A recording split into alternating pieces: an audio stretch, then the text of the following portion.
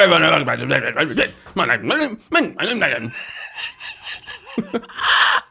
There you go.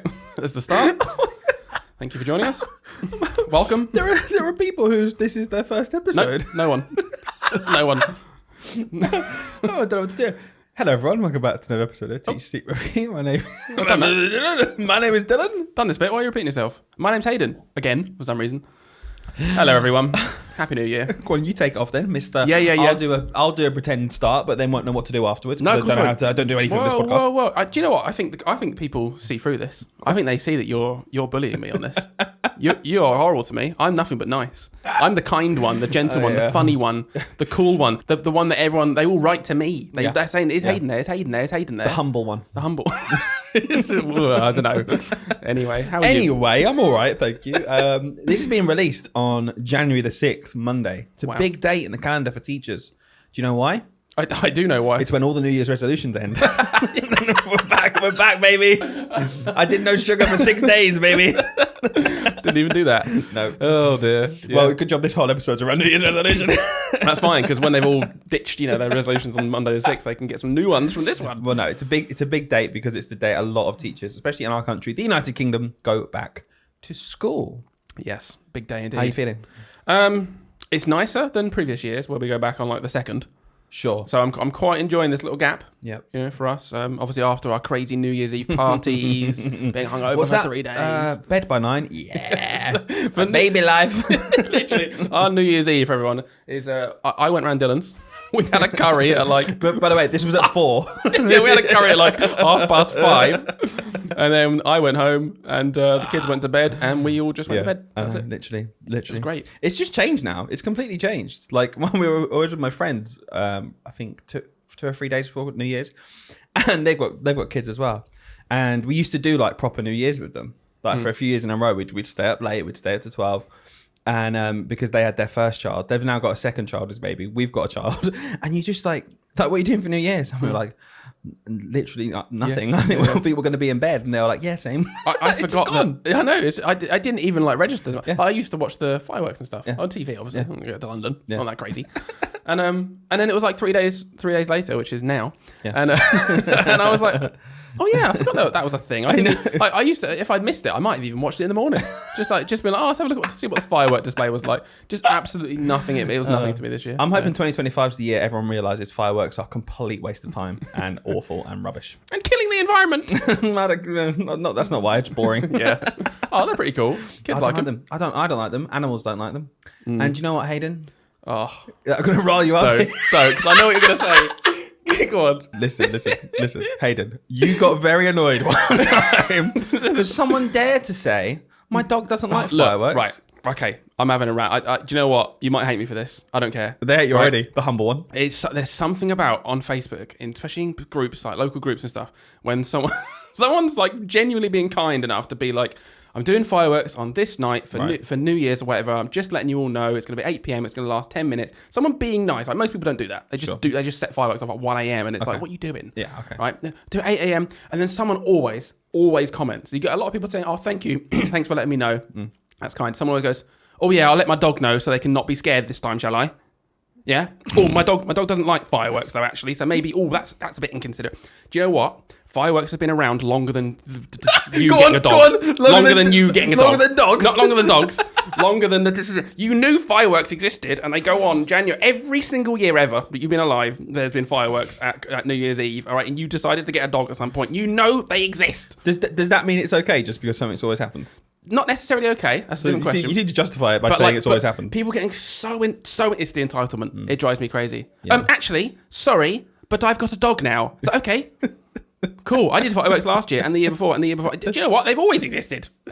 Yeah, but dogs have always been around, and dogs do get spooked. And there's been like stories of dogs like literally dying because of like heart attacks and. Oh, now it makes me feel bad. It's true. It's true. So do you just think you still stick by it? Do you don't care? I do care. Okay. I do care. Because you're a dog person. I know. I'm a dog person. And I've had dogs and they're also terrified. Okay. Of and you fireworks. just don't care. No, it's not that. It's I know they're scared, right? Right. I know it's rubbish, but it's the entitlement of people being like, you should control someone else's behaviour. Actually, why are you doing that? I've got a dog. Right, It's like, yeah, okay. I'm sorry. But we also want to enjoy this thing. Like you chose to get a dog. Yeah. We chose not to get a dog. We're doing fireworks.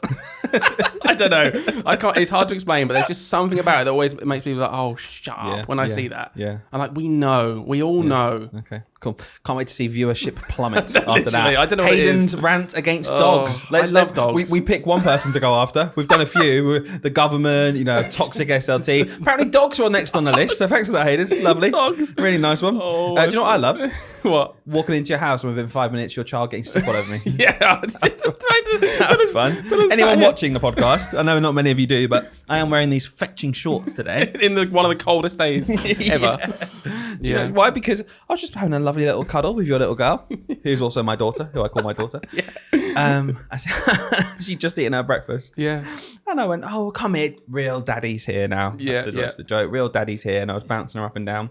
And then sat her on my lap. And you just went, oh, she's just been sick all over you. But you said it so matter of fact. Like you would say, oh, can you pass me the remote? Yeah. So I was like, yeah, good one. And you're like, no, really, she has done. And you moved her.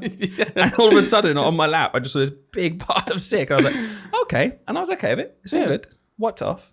No problem. Came upstairs to the podcast. It's like, Hayden, has a small animal died in this room? Because something stinks. They all hide in here when I do the fireworks, so maybe. Yeah, it did smell quite bad. And it was that, and so I've had to get changed now. So yeah. You look great. I love, do you know what? There's nothing better than looking at your hairy legs whilst recording a podcast. Well, so I mean, don't tempt the viewers. This is a podcast, not a TV show, but you never know. We could get commissioned if you start talking about my hairy legs. Yeah, great. Do you mind if I do not touch me whatsoever? Like a dog? Never I could touch pretend me. it's a dog that's no, scared. Because if it was, you wouldn't care about my legs anymore. Oh my God. My legs don't like fireworks. What a start to the year, eh?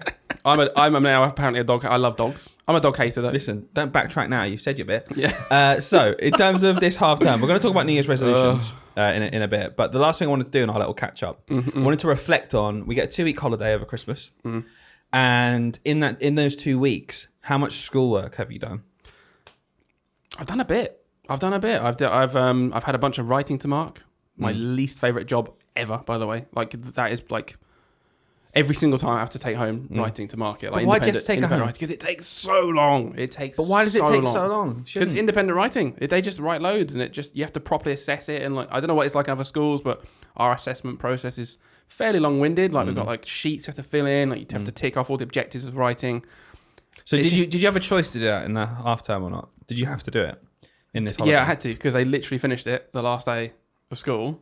There's no way, like it takes like 4 or 5 hours. Yeah. So I literally could not have marked it at school if I wanted to. Sure. Not this time anyway. Maybe there's an argument for in like midterm that you could maybe just spread it over a couple of weeks or something. Like do a couple of books every night.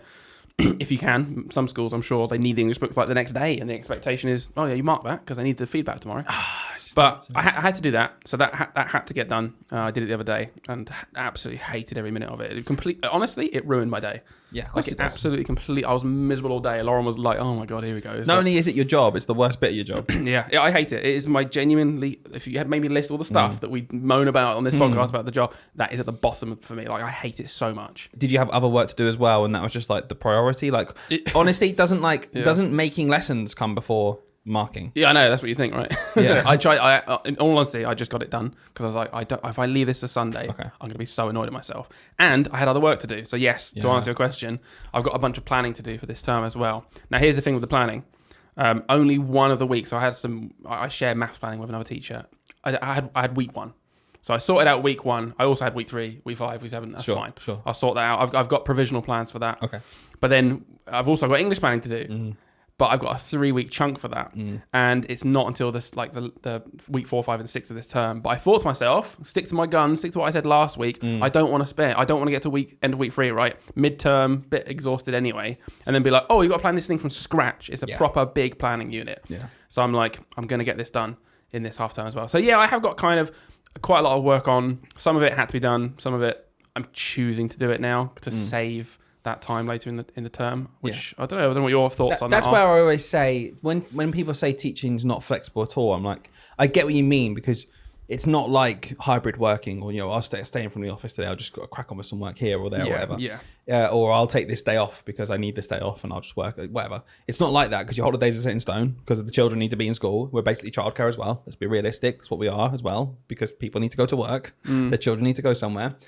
But yeah, it is flexible in terms of all the extra work we do is flexible. It's such a weird one, isn't it, to say? It's like, it's flexible. It's flexible. All the hours and hours and hours of extra stuff I do, I can do that whenever I want. Like, isn't that really? You're not flexible? getting paid for it anyway, so do it whenever you want. Literally, but we do have to do a bit extra, and it is flexible. Like you said, you can wait until the half terms. You can get ahead in the half terms. I said last time as well, but my resolution was to try and just be a bit more organised in terms of planning, knowing what I've got to plan when, like 6 weeks ahead of time, and choosing when to do it in order to kind of keep my weekends a bit more sacred. Yeah. So, for example, before Christmas, end of term 2, I looked at everything that me and my job share had to do for term 3. My job share as well divvied stuff up for us. I divvied stuff up for us. I looked at maths. She was looking at some English.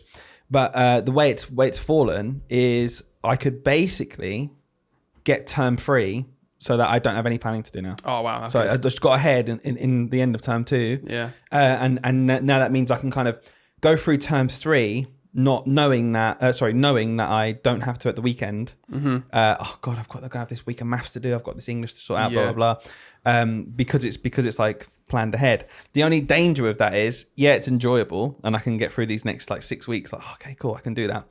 But then term 4 creeps up. So you've got to plan for term 4. You've got to, by getting ahead for term 4, you're going to eat into those weekends that you planned ahead. And I'm just like, oh God, this is the never ending cycle of planning. It's just crazy. Like, and I really feel for people in one form entry schools, anyone listening, like where you just, and you've gone through this in your career before where you've joined a new school and they didn't even have a curriculum. Like I've heard teachers say to me, I'm dreading term 3 because there's just no planning on the area.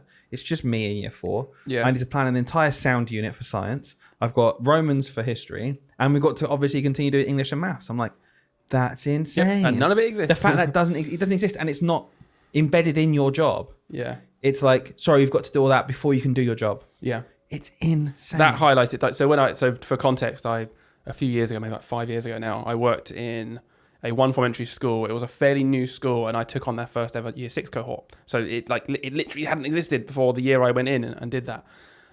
Insane year. Like lovely school, lovely people, but mad for workload. Like I couldn't cope. I genuinely, I was on the verge of a breakdown. Like I could not cope with the amount of workload. It was insane. So yeah, I do feel you, but it really highlights to me how crazy this job is in terms of we all get paid the same on this scale. And there are some people just doing a totally different job. That job that I did then is not the same as the job I'm doing now. I'm getting paid more now. I've worked up the scale a bit more since then. I'm getting paid more now, but back then I was doing tons more work, way more responsibility.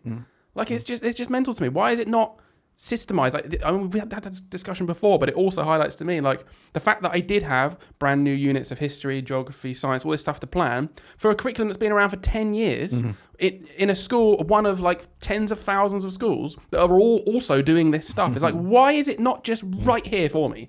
Why is someone going, oh, sorry, you're planning that? Why are you planning that from scratch? 100,000 of us have already taught this year. Here's one of those 100,000 but someone in your class might have personal needs where they can't possibly do that task. They need to do a task which has Sonic the Hedgehog in it. Oh, no, don't worry, because you know how there's 100,000 of us? Yeah. Right, well, we've basically got every demographic of the child is covered. So that person's planning over there, that covers exactly what you need. There you go, use that one. Also, my point there is, I can add in something if I need to get a hook for the kids. Do you know what I mean? It doesn't mean I have to do it from scratch. That's the difference. Yeah. From scratch. From nothing. No. If I'm teaching the Romans in year 4, you can give me slides, a task, and an outcome at the end to assess where they're at. Yeah. That can exist. It doesn't need to be magic because of my class.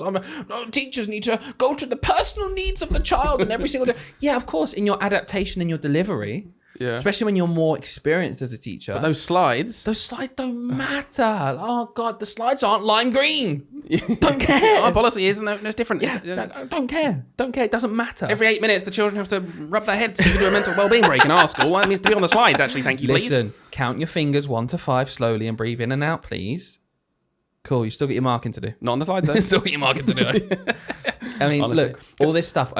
Sorry, very quickly, I want to just say how it does sound like we're belittling all of this stuff.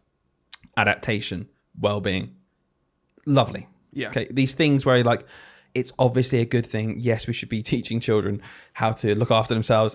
As staff, we should have ways to regulate ourselves. As teachers, we should be adapting stuff for the children in front of us. But my goodness me, as a profession, we take it to the nth degree in a role where we simply don't have time to do that. And it just burns people out so much. And the point that I'm just making with this rant here is that it just take a step back. It does not matter if you pick up a good scheme off the shelf, which gives you your progression, your lesson, your task, and you can just adapt it. Yeah, it saves a lot of time from doing it from the ground up. Do you know, I want to ask you a question, because I know we've had discussions outside of the podcast about this whole idea of curriculum, right? And it's the wider curriculum. So I'm not talking maths and English now. I am talking every other subject, all your afternoon subjects typically, right? Do you think there is a place for almost like a national scheme, just one scheme, like one that fits everyone? Do you think it's possible to have a scheme that delivers history, that gives you the science curriculum, that would just work in every school, assuming that every school would just adapt it a little bit if they need? This is it. It's the adaptation. That's the thing. Okay, I'm not pretending that the exact same thing, word for word, task for task, would work in every classroom, in every single school in this whole country.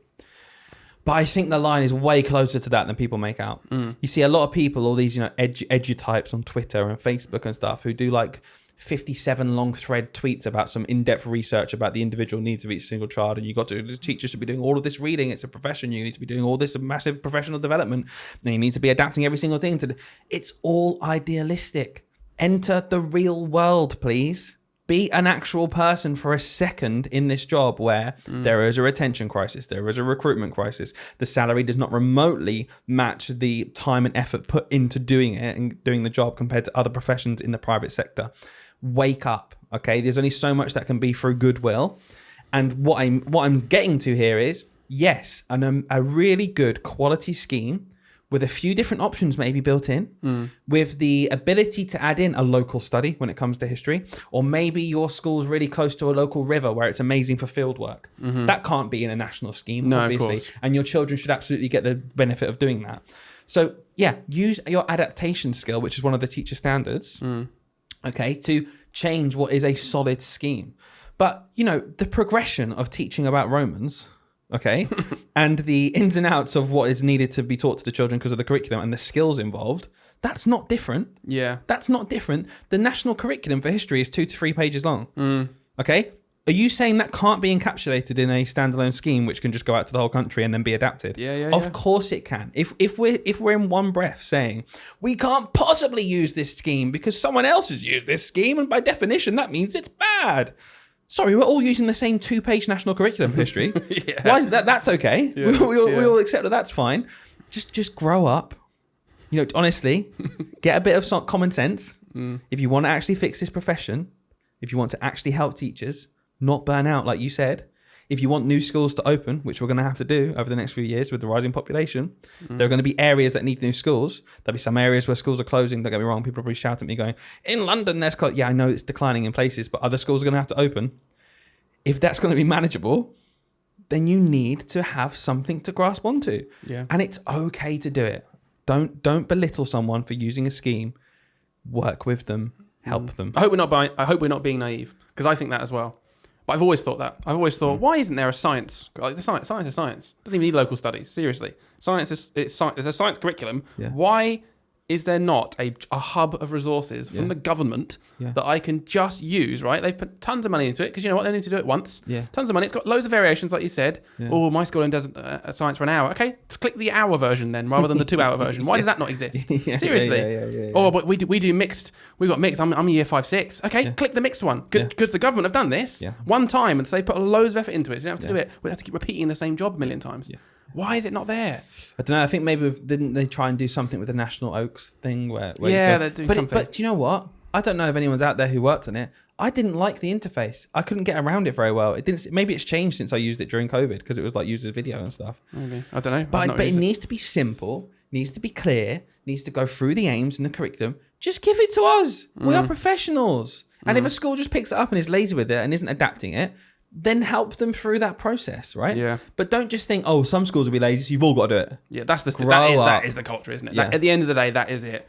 rather than risking our teachers not using it properly, we'll get them to do it from scratch because then they have to think about it. Yeah. It's not right. It's not right to me. Anyway, that was a bit of a side rant. Rant, as you call it. Right, anyway, that was really good. Let's move on. Let's play the jingle. You've got to rile me up. Of course I have. This is a weekly thing. I do enjoy these. Let's get you going. Last week you didn't get very angry. No, it wasn't very good last week. I'm not going to lie. Hope you've upped your game this week. Cheers. And then you have clicked on it for this. We are 20 minutes or so in, and you will get it. I promise. We're going to go through 7 things that we think will help teachers have a successful 2025. Love that.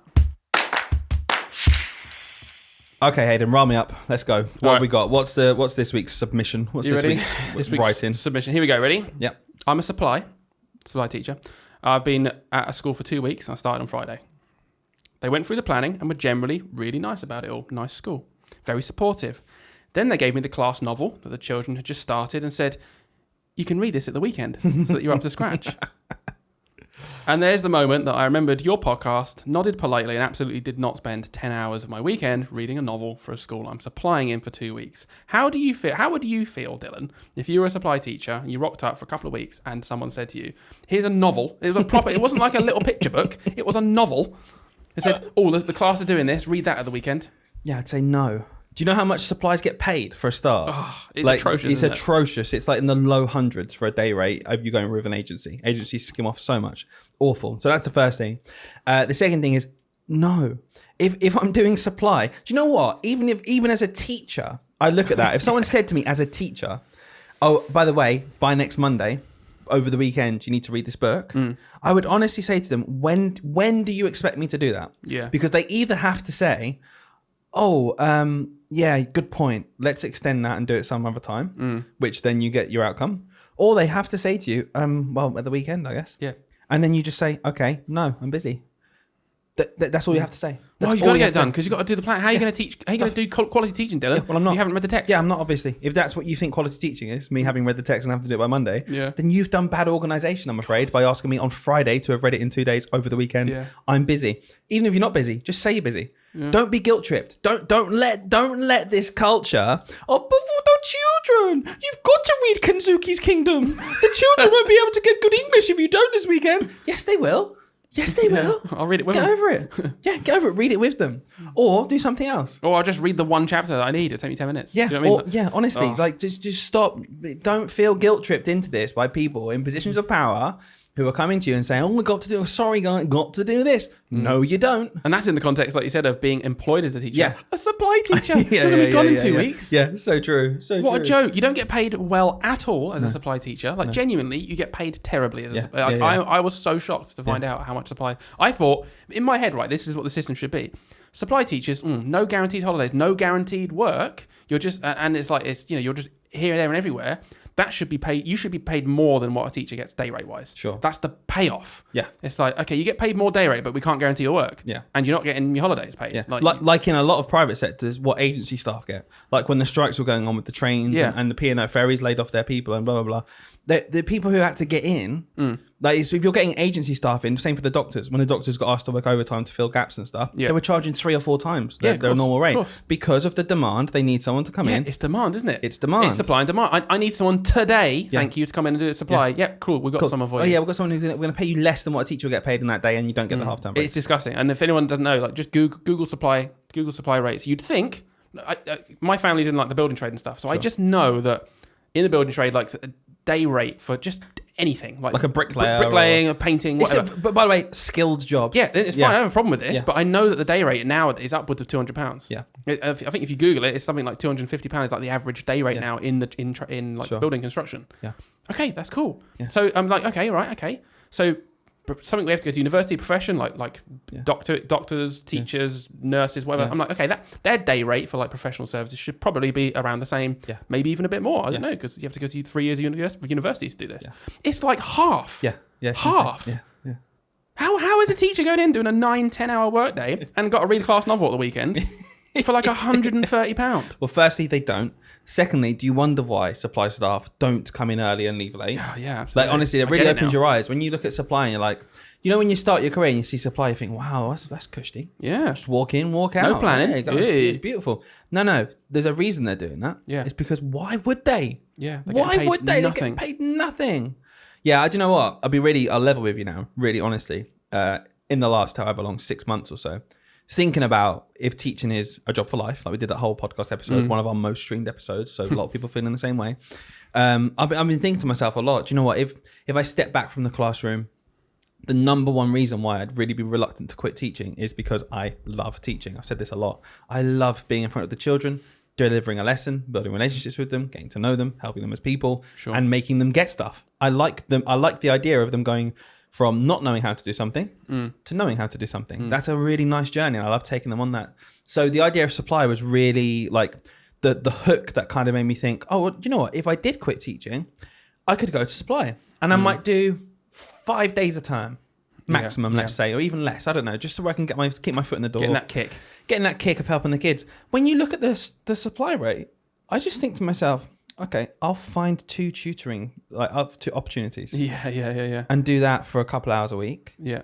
And that's basically my day rate for like what. There is no incentive to do it. No. Other than maybe you're like an NQT still waiting for your first job.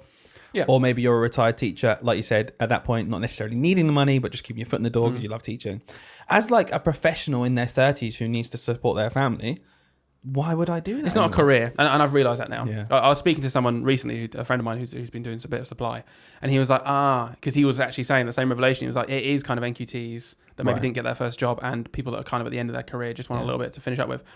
And I always did wonder, like, why? And he was like, yeah, because it's not a career. He was like, because there's no money. He was like, you don't make enough money doing this to actually sustain a career. He was like, if you were doing this as a career, you would honestly, you just go and get a job as a teacher. Sure. He was like, there's no point to do this. There's no extra perks. You lose the perks of being a teacher, and you don't even get paid more. He was like, it's a strange middle ground, because to me, it just shouldn't be like that. No, I agree. It does seem odd, but do you know what? People get away with it, and agencies are skimming off. A lot. They take a lot. So schools still pay the same amount. So if you're thinking of doing supply or anything like that, write to schools yourself. Sell yourself to the schools, because the schools can pay you directly. It won't be any different for them, and you'll get more money out of it. Yeah. The reason agencies are able to do this is because if schools desperately need someone, agencies can ring 8 people in a row and get someone in the school. Whereas if you say no, if you can't do it, you're probably blacklisted then. Yeah, they're not going to ring you. So I get it, but if you're really serious about doing supply, get yourself out there in schools, get your name known, and say I'm available. And even undercut them a little bit. Just say, well, what are you giving the supply? You give them 200 to the agency. 199 for me. 199.90. You take that 10p and you put it towards the next book you buy for your library. It's Kenzuki's Kingdom. You got to read it this weekend. Oh, that's funny. Oh, decent. Yeah, I think just in general, I'm so fed up with that kind of stuff. Yeah. I didn't really get riled up though. I think it's very... I'm getting used to this. I am. It's yeah, it's like, this is just the world we live in, where people try and continuously take advantage of our goodwill as teachers. Yeah. Okay. Can you imagine any other job where you walked in, right? You're on like day rate. Okay, let's go back to like the strikes. Yeah. You're a doctor on day rate. Yeah. They come in and say, oh, the doctor that was here before was middle of doing this massive report. 10 page. It's going to take you about 10 hours actually to do. Over the weekend. You do it for free? Yeah, over the weekend. Not on your day rate. I'm going to get you working all day today, actually. But by Sunday, could you just finish that off? Yeah. You'd be like, what? No? Are you having a laugh? Absolutely. No. It's just ridiculous. Anyway. Right, let's move on then to our 7, let's call them resolutions. New Year's resolutions in general. We did some last year. It worked for a while. They're mostly naff, let's be honest. Yeah. They're mostly a bit of a fad. Something to say, okay, I'm trying to change myself. That's amazing. People trying to do good things to themselves. Don't get me wrong. But the actual idea of a New Year's resolution, you have people who wait half a month because they're like, well, it's New Year's coming up. You could just change now. But okay, fair enough. I get it. Christmas is just gone. But what we thought here is, again, we put together a list, 7 things that we think if teachers can work towards this, at least start the journey or do bits, it's going to improve their life. Yeah, I think so. And I think the first thing on the list basically sums up this idea. And I think a lot of teachers have this personality because it's an all or nothing job. You really do put yourself on the line. You go all out to make sure the kids make as much progress as possible. You push yourself massively, and you want the absolute best outcomes all the time. That's what we're told to believe. Do you know what? For the children, that's great. The best outcomes. These children, they're under your care. They need the best outcomes possible.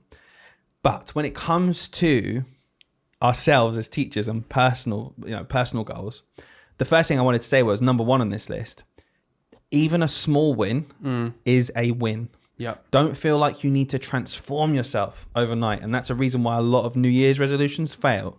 Because you think, right, I'm going to go hard 100% on this. Yeah. After 4 days, you come off the track for whatever reason, something happens, you just don't have the day you wanted, and you think, oh, what's the point?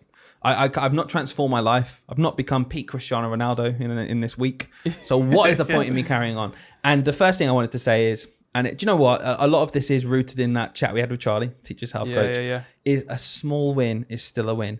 If you go for a walk today, and you wouldn't have gone for a walk if you hadn't made this active choice to do so, that's better. Yeah. It's a win. It wasn't 5K though. I didn't walk 5 kilometers. Doesn't matter. Yeah, I didn't run a sub 35K. Doesn't matter. Yeah. Doesn't matter. Other people are on different journeys to you. You see people on Instagram post something about their half marathon they just completed. Say well done to them. That's bloody amazing. Well done. But I'm not judging myself by that bar because I'm not there yet.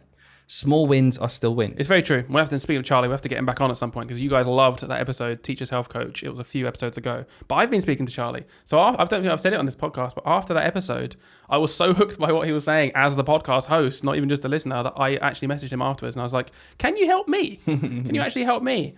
So you're involved now with him? And I've started talking to him. We've started this journey. It's very slow start. Very, very slow start. I've massively regressed the last week because of Christmas. I really, really didn't handle it well. I've just eaten non-stop rubbish for like 7 days, 8 days now. But his approach is really good, and he talks about, because people like me and you who are all or nothing. I was going to say, this doesn't sound like you. Yeah, I know. But he talks about like it's just being optimal. He's like, some days you have optimal days, and some days you don't. Yeah. It's okay. Like, but when you have those optimal days, it's still a small win. And he's really, really good at talking. That's exactly the same for this. Like talking through those small wins are still wins though. So do actually celebrate them, even if the next day you don't do that thing. You still did it the day before, and you wouldn't have done it the day before. Exactly. So I think we can all take that mindset. I agree with teaching. You don't need to be perfect the next day because you had some feedback about something. Yeah. Or, I don't know, someone's pulled you up on something. That's the point I wanted to make there. As teachers delivering lessons in the classroom, it is literally impossible to teach your best lesson every lesson, even for a whole week. Yeah. It does not happen. We can all look back at our week on a Friday, and I guarantee you can think, that lesson was amazing. Wow, I loved that lesson. The kids really got it. They were on the ball. And you can think of it, maybe even 4 lessons that you're like, oh, that wasn't great. Yeah. For whatever reason, the kids' behavior might have been off. You might have been off that day because you didn't get much sleep the night before. Ill. You're just ill. Yeah. You're a bit rough. It's not your best optimal lesson. No. Does it matter in the long-term journey of things? No. So zoom out. Small wins are small wins.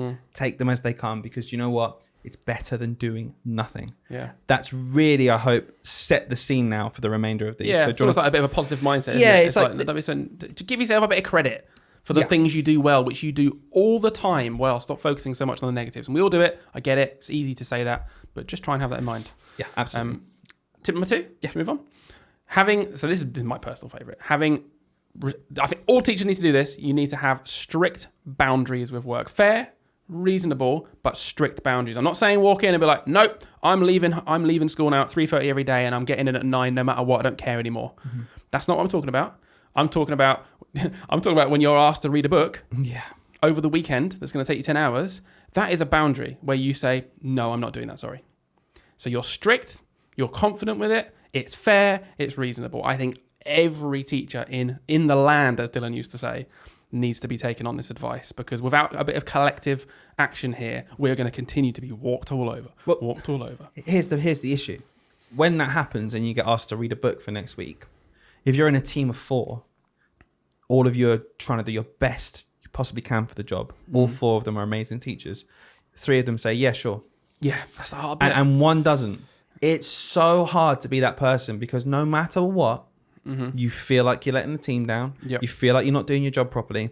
I'm here to say you are doing your job properly. You can be an amazing teacher and not say yes to things like that. We're latching onto that example, but I think it's a really good example because it's easy to forget. That's a normal expectation. You just got to read this novel. Sorry, we've decided collectively that we're changing last year's for whatever reason, which is all there and planned and beautiful and fine. The children last year made good progress, but we've changed it this year because a different school did it this way and Ofsted said it was quite good. So we're going to change everything. You don't have to. You just don't have to. And if someone's making that decision without consulting you, and quite often these decisions are made by people who aren't in the classroom, who aren't the people who will be doing the planning as a result of this change, you have a reason to stand up and say, no, it was okay before and I'm not wasting my weekend doing this. it might be great for the kids, but do you know what? This is a job. And at the weekend, I'm seeing my family. Yeah. I'm spending a bit of time with my friends. I'm doing something. I don't even need to tell you or justify it. It's not in my school hours, so I'm not doing it. And like you said, it can be tricky when everyone else around you is doing that thing, right? And I think there is a way, like we've talked about this in the past on the podcast, there is a way you can say things, right, that just helps your image a little bit, right? If you're trying to play that game of like, I don't ever want everyone to immediately hate me and then start treating me differently at the school, but equally I don't want to read the book for 10 hours. Sure. Come up with a compromise.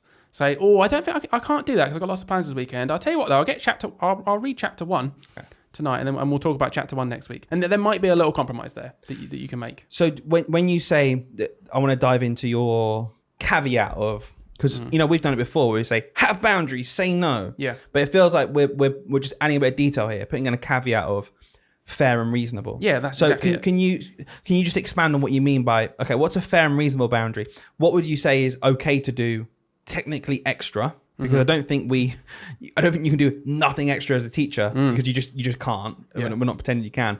Where does that seep over for you? What does a fair and reasonable boundary look like to you? Getting in early, getting in late, like doing stuff at the weekend, not doing stuff at the weekend. What's the line that a teacher listening to this should say, okay, well, this isn't fair and reasonable anymore? I think firstly it needs to suit you. It is slightly personal. I don't want to say it's completely personal because then someone will come along and go, okay, cool. My personal opinion is I'll do all of those things relentlessly because you know what? That then impacts everybody else. If you're one of those 3 people that is reading the book, that's actually not very helpful for the culture. Would you say to someone, you should all say no to reading that book? Yeah. Really, I think without collective action, sure. I've said this before. I've been quite draconian on this. I've said because I don't think we can make change unless we're all really quite strict on it. Even though maybe in the future we don't need to be as strict because the change has happened. I do think I would say to all 4 teachers, say no to reading the book, protect each other. Sure. But then if you need to come up with a little compromise, okay, well we do actually need to read a little bit of it we can't plan around chapter 1 if none of us have read chapter 1. Sure. Okay, let's all agree. Rather than reading the whole book, what we're going to say is this is reasonable. It will take me 25 minutes to read chapter 1, so we're all going to read chapter 1. You can get it done after school because you've got a little bit less marking this week, but I don't mind doing it tonight. I'm just going to read it tonight and then my weekend's still free. There's a little fair, reasonable, it's still a boundary. My boundary is now chapter 1. You've said no to reading the whole book because that was unreasonable. But I think collectively, I just think it all falls down when more than half of the teachers shun you for having boundaries and go, no, we'll do it. We're martyrs. Look at wearing that badge of honor. I've got nothing to do this weekend, so I think we all should read it. So, sorry, say that sentence again. I've got nothing to do this weekend, so we should all read it. That doesn't make any sense, does it? Does it? I don't care if you've got nothing to do. Maybe try and think of the other teachers that do. Do you know what? That's your little talk there is the most you've convinced me about saying no to other people wanting to read the book. My gut instinct with this is always, if they want to read the book, they want to read the book.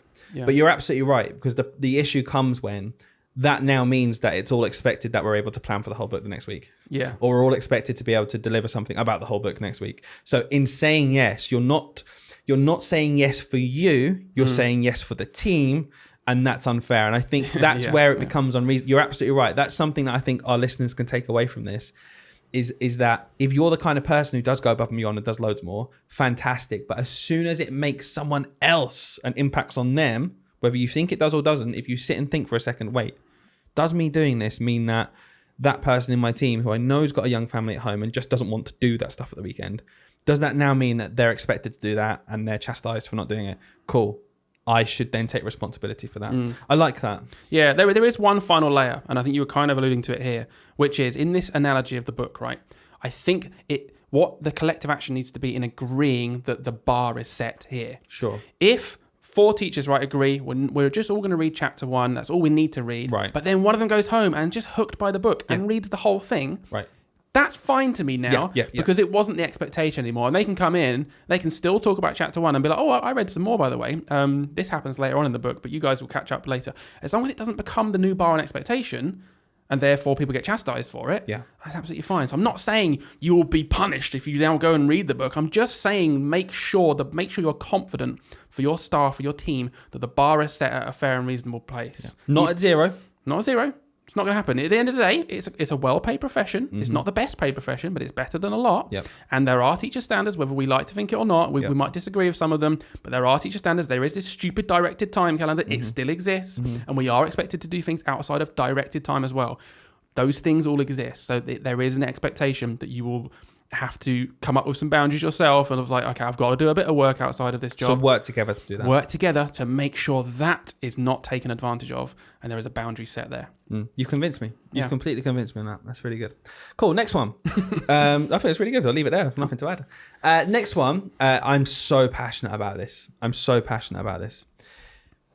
This year, if you have a grievance at work or something you don't agree with, something that's impacting you mentally, physically, it's just taking its toll, raise it through official avenues. Yeah. Go through and talk to someone about it who is your line manager or your SLT.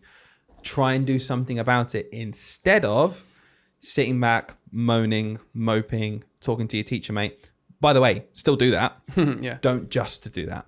If it is really, truly impacting you. And by the way, just remember, please, guys, you are professionals. Okay. If you're sat there thinking this just isn't right because of X, Y, Z, have an open dialogue and just raise it. Now, I understand, as always, the caveat here is some people work in schools where that is just not something they feel like they can do. Okay. I've said it before. I'll say it again. One of two things. A, you raise it anyway. Okay. And they take it seriously. Cool. It might change. There's nothing worse than someone moaning about it and you say, what have you done about it? Oh, nothing. There's no point. Yeah, There might be. There might be. And do you know what? A lot of the time, I bet something happens if you raise it. Or you raise it and they don't take it seriously. You get a bit, a target on your back for bringing something like that up. How could you? That's where collective action comes in. You have to try and back your staff up if someone does something like that. There's a third one. Yeah, and then go on. Oh, go on. You got it. No, go on. Which is also you're wrong. That's happened to me before. Yep. I've got a bit of an ego. I've definitely raised things before. Super confident, like, come on, guys, you've all missed this thing. You've missed this. Come on, you're all so wrong. Oh, no, Hayden, actually this that you've not thought about. Yeah. Oh, yeah, okay, cool. So do you know what? That's squashed my moaning. I'm not going to go home and moan about it. And it's like, okay, actually, I was just wrong. I just missed this perspective. Yeah. So raising it was still helpful. Exactly. So I just found out I missed. And the worst case scenario, you find out you really are in a dictatorship school, whereas professionals, your judgment is not remotely taken into account and you just don't care and you're squashed. Then you've got to leave. Yeah. Honestly, you've got to leave at that point because your mental health is more important. Your well-being is more important. If you're in a draconian school where you know something's wrong and you're not wrong, but you're just simply squashed and told, no, don't question it, please. I am in charge here. Don't question it at all. I don't know. No. I know I'm not in the classroom and I've got absolutely no impact on what these decisions are, but I'm going to make them anyway and make sure that your workload increases for absolutely no reason. But I'm not going to listen to you because you know what? I'm in charge. Oh. Leave. The Multi Academy Trust CEO's back in the room. CEO. Excuse me, teacher. I got an email this morning from you that I had to read and sift through from my 75 other emails, which is all I do in the morning. I just sit at my computer on my 6-figure job. But I've got 4 schools to get around. And that takes a lot of time in my company car, which is fully funded by the school's budget. Okay, so before you come moaning at me saying you've got lots of work to do and your half pay scales that I've completely made up and you're on less than you would be if you weren't in an academy, before you do that, why don't you just think about the impact it has on my mental well-being when I've got to read your email about how all my decisions are having an impact on you that are really negative and actually don't affect me whatsoever anymore and I'm earning 3 times as much as you. Oops, deleted it anyway. Yeah. Oh, God. Yeah, essentially, you just leave when you're in that situation. There you go. That was my real rile up Dylan section. Haha, got you. I love it. I love it when you go into that. I love it when you go into CEO mode. You always do the same impression. It's just so funny. I will never ever get over the fact that schools have CEOs. Yeah. Do you know what I heard the other day? Go on. I heard a role, right? Apparently this is the name role. Director of Learning. Director of Learning. Yeah. Just another made up academy role. Yeah. The idea. You in the classroom at all? Nope. Right. So what do you mean Director of Learning? I direct it. Like a director of a film. Action! Replan this, please! Replan this from the ground up. Action! Okay, as the movie star who's in the movie and you're directing me, am I getting paid a lot? No, I'm getting all the money, thank you. I'm Director of Learning. Action! Someone get me my chair! My chair does not have Director of Learning on the back. Well, everyone know I'm the Director of Learning if I don't have Director of Learning plastered across me. Well, sorry, but last week you told us to get rid of all the chairs and desks. No, we got rid of yours as well. How could the children possibly know that you're a good role model for them if you're not wearing Victorian attire and standing up? They won't possibly learn anything. Oh, we are going off on one. Me. Do you reckon? I do feel like we're a bit horrible sometimes. Do you reckon there is a good CEO out there? Yeah, absolutely, definitely, 100% of schools. I mean, yeah, not any company. Yeah, of course there is. Yeah, of course there is. And it's a really stressful job.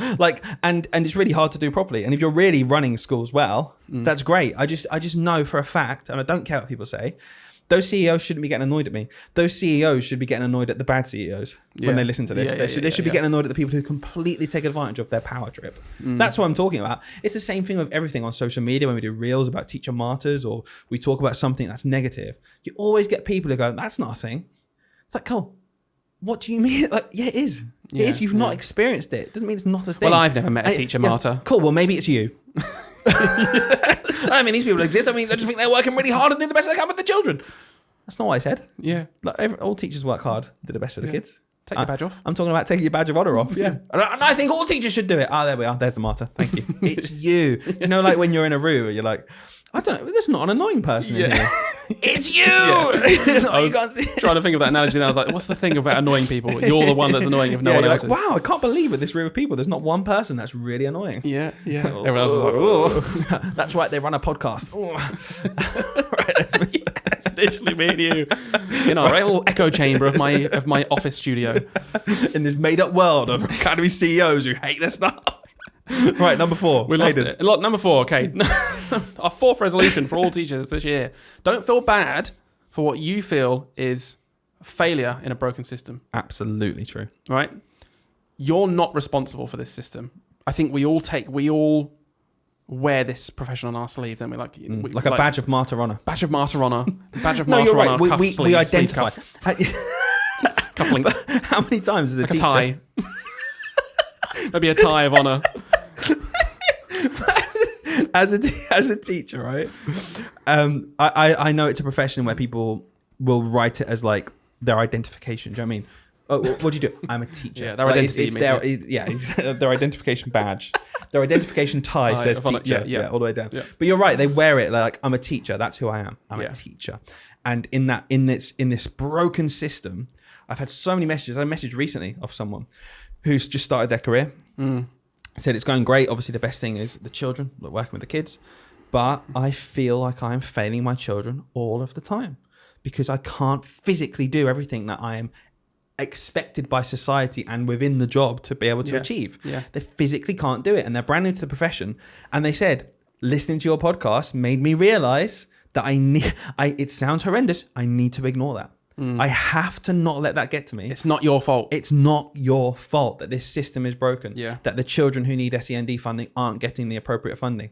It's not your fault. You can try and do the best you can. And I know you will because you've gone through so much training and safeguarding and you're going to help these kids. You're in this profession to do that.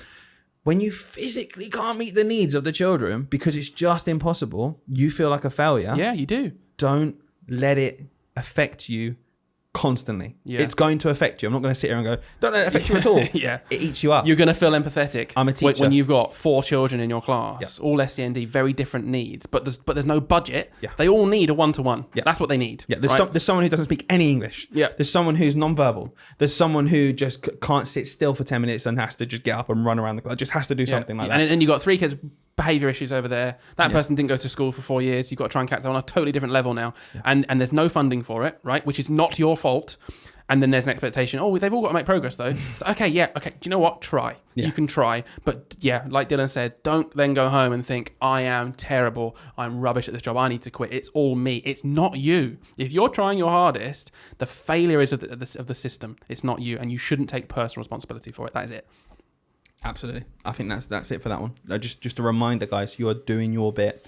Even if they make the smallest amount of progress, even if you are just a safe space for them when they walk in the morning, you've done your job. You've done your job. Honestly. You have done your job. That day, that child didn't really learn much maths. They couldn't sit still for it, but they needed to get out of the classroom. Came to English, their behavior, it just spiked. Okay, cool, no problem. I'm going to help these other children. You're just going to calm down in the corner with a book. Fine. Because you know what? Safe space for them in the day. You're doing your best. That's all I wanted to say to you, teacher. I feel you so much. And I just want to say, don't beat yourself up about it loads. I think that resolution kind of harks back to the first one, doesn't it? Accept the small wins. There are still small wins in your day. So it's a very similar resolution there. Yeah. Don't feel bad for what you perceive as failing in a broken system. That's the resolution there. Right. Go on. Number 5. A really big one it's hard. Prioritize your personal health. It's hard for a number of reasons, okay? And I'm the first person to say, it's easy to not eat chocolate. It's easy to not eat bad stuff. I have to tell myself to grow up sometimes. I'm like, okay, Dylan, why don't you do it then? Like, honestly, of course it's easy to not do something. But when I say prioritize your personal health, I think there's a number of things that go towards its failure. And as teachers, we want to serve. I think that's a big part of being a teacher. You want to serve your community, serve the children, serve other people. So when it comes to looking after yourself, I think the profession of teaching, a lot of the time, it's easy to forget yourself. Takes a back seat, right? Yeah, you're a lot lower down on the list of things you need to look after. And what I want to say about prioritizing your health, having gone through bouts in my professional life of really being on a health kick and getting more healthy and more fit and eating the right things, and letting myself slum into oblivion where I just don't care and I eat rubbish all day and I don't exercise enough. And working, like mental health as well, right? Exactly. Not giving yourself the space. Literally that, everything we've talked about so far, basically, mental health, physical health, basically times where I've looked after myself and times where I haven't is how it can be summarized. Yeah. When I'm in those periods where I look after myself, everyone else benefits. Everyone else benefits around me. I'm more alert for the children. I feel like a better teacher. I'm not completely exhausted within like an hour and a half of the day. I feel like I can give them more of me and they get more out of it. And also, when it comes to outside of school, I'm not completely rinsed. Because it's a tiring job and looking after yourself won't solve the system that we just said is broken. But what it does do, it does just give you a kick, and the people who you're closest to around you notice it as well. Yeah. It's not a selfish thing to look after yourself. In fact, if you're a teacher and you want to frame it as serving other people, you are. They get the better version of you. Yeah. They get more out of it if you look after yourself. Well, let's think about where we can start with this, because like you said, I think it's very easy to say that, but how do you action it? Because what I don't want to do is now go back to the old New Year's resolutions. Yeah. So what we're all going to do is we're all going to quit chocolate this year. Yeah. We're all going to stop eating those bad things. We're going to eat nothing in the staff room. It's not going to work. It's not going to work. No. That's what I did last year, and it worked for months, right? And it felt great, and I thought, I've solved this. So fell back into it straight away. Do you know what? It's going to sound really open-ended, but you just need to pick one thing and start with it. And it could honestly be one of the four things we just talked about before. To prioritize yourself, because everything really on this list is about prioritizing yourself, right? Just pick one thing and start working on it. Think of small wins or wins, little optimizations in your day. Do you know what? Maybe you would have left at 5:30 today. You're gonna leave at 5. That's it. There's your small win. You've looked after yourself a little bit more. That maybe once a week you have a thing that you do. You play squash. All right. Just make sure it doesn't don't let it get taken up. You got marking that week. Okay, fine. Do you know what? Leave the marking. Honestly, just leave it. Leave it till the next day. Leave it completely. No one cares anyway. It doesn't do anything. Right, just leave it. Go play the squash. Yeah, you've looked after yourself. Small things. But I don't know, whatever. Just small things you can do. Look after yourself. Personal health, mental health. And it's not selfish. Yeah, that's the big bit, isn't it? We all think it's selfish. No, because now I'm not serving my community. If I'm not spending my time doing that, I'm not being a good person. Yes, you are. It's not selfish when it impacts everybody around you, including your class, because you're in a better state. I think that's it. Write it down. That's a big thing people say all the time. Write it down. Get a journal. Just get an empty notebook and write down the one thing you're focusing on, and write down how you manage to avoid. And like you said, it harks back to what we said earlier about the 5 o'clock thing. I really liked that example, because on paper, someone might look at you leaving at 5 and be like, "That's awful." Oh my gosh, that's so long. It's like, yeah, but for you used to leave at 5:30. Yeah. That's a win for you. Don't compare yourself to other people. That's your win. Next week, you might do it on another day. There's 2 days you go home at 5 now. Next week after you do another, and you realize, wait a minute, that half an hour extra work I did that I just have decided not to do, nothing changed. And then you can prove to yourself that you can make those jumps. And it just snowballs from there. So small wins, pick one thing. I think that's really good advice. I'll do a quick one now. Number 6, it's a very quick one. It's linked to what you were saying. So it's going to be done in 10 seconds. Start a new hobby or reignite an old one. That's it. Just do it. Come on, it's a resolution we can all do. Come on, let's get a hobby again. Teaching is so easy to not have hobbies. And that comes in with writing. I think structuring that in. These are all very much linked together. But it's when you say try a new hobby, doesn't matter if it's out of your comfort zone. Just do it and say, on Wednesday at 5 p.m, I've booked squash. I booked a squash court. I've played squash in 10 years. Wow, I'm going to go play squash. Oh, I found a paddleball. There's a paddleball club. I've never ever played paddleball before, and it seems quite low intensity. I can meet some new people. I'm going to do that on Saturday from 9 to 11 in the morning. Yep. And do you know what? It's a double-edged sword. I know we want to do this corn quickly, but I want to dive into this because it not only benefits you personally in terms of your brain, mental stimulation, and physical health, and meeting other people, it also just gives you that hook to be more confident in saying no. Because like I said before, you don't need to justify yourself, but it's something we feel like we do at the end of the day. But if you have paddle booked at 5, or you go into squash at half 6 that evening, and you can't read that chapter of that book, you have more of a reason to say no. Yeah, it's easier to say when it's genuine, isn't it? Exactly. Oh no, I can't do that. I actually literally can't do that. Yeah, I physically can't. It's not even a choice. I can't do it because I've got this other thing. Yeah. You shouldn't need it, but what I'm saying is if you struggle with that, it just gives you that hook. I certainly do. I find it much easier to say no to something if I know I've actually got a real excuse not to. Yeah. Because it feels, it's a scapegoat, isn't it? Yeah. You have to be quite confident, I think, just to say, I'm not doing that. Sure. Do you know why? Because it's literally outside of my hours. It's not directed. I've already done extra hours this week, so I'm not doing it. Yeah. That's hard. That's brazen. Yeah. Gutsy to say, yeah. Cool. Last tip then. Tip number 7. Do you want to read it? Yeah, of course I do. I love reading. Be efficient with your time in school. Now, this is the first one really where it seems very outward, like, this person's doing that, do that against them. This person's doing this, help yourself. Let's be introspective for the last one. Let's look at ourselves, because both you and I know this was us. If this isn't you, then I'm afraid this is the end of your resolutions. But you might be able to help someone else. Be efficient with your time in school if it's impacting your personal life. Okay? And what we mean by this is, I used to do this all the time, especially when it was my first, second, third year of teaching. I'd think, oh my God, oh gosh, I've got so much marking to do. And I'd look at the clock and it'd be 5 o'clock. But how have I still got all this marking to do at 5 o'clock? And the reason was because I went to Hayden's room and was throwing a ball at his head for an hour and we were just chatting. Like we were just chatting. Think of your PPA. Yeah. How much of your PPA is efficient time working? How much is it just sat with your work colleagues probably moaning about something or having a laugh? Don't get me wrong, socialization is needed. That's why I was saying building hobbies, building time. But if it's impacting your private life because you're taking work home, look at yourself first and just see, could I be more efficient at school? Can I leave at 4:30 instead of 5, literally just by not going after school to my teacher bestie's room and having a chat for half an hour? Do you know what? If that helps you and you don't mind going home at 5, keep it. I'm not saying change it. I'm not saying everyone should only do work constantly at work and then just go home. But if it is impacting your home life, you can't have it both ways. And I realize that, and Hayden, will you vouch this? You've worked with me. I honestly at school keep myself to myself. I'm not horrible to other people. I'll chat with other people. I've got friends at school I'll sit and have a conversation with. But I keep myself to myself. Yeah. I get my work done. I get in at a time where I know I've got the right amount of time to do the work I need to do. I don't get in at 7 and go, well, I've got this to do, but you know what? Who knows what might happen? I can just sit around for a bit. And I always come in at 7. No, I come in with the amount of time that I think it will take me to prep with 5-10 minutes spare. I've done it long enough now. Yeah. Okay. Yeah. I leave school when I've done my work. Yeah. I might choose sometimes to work in my lunch. I might choose sometimes not to. Yeah. That's me prioritizing my mental health. I think I need a break at lunchtime today. Or I think, do you know what? I'm good. I'm going to leave early. I'm going to mark through lunchtime. Cool. This is where what I want to say is there's not one size fits all on how to use your time in school. Yeah. But if you're struggling, look at that first. What can you change before anything else? It's the easiest thing in the world to change what you're doing. Sure.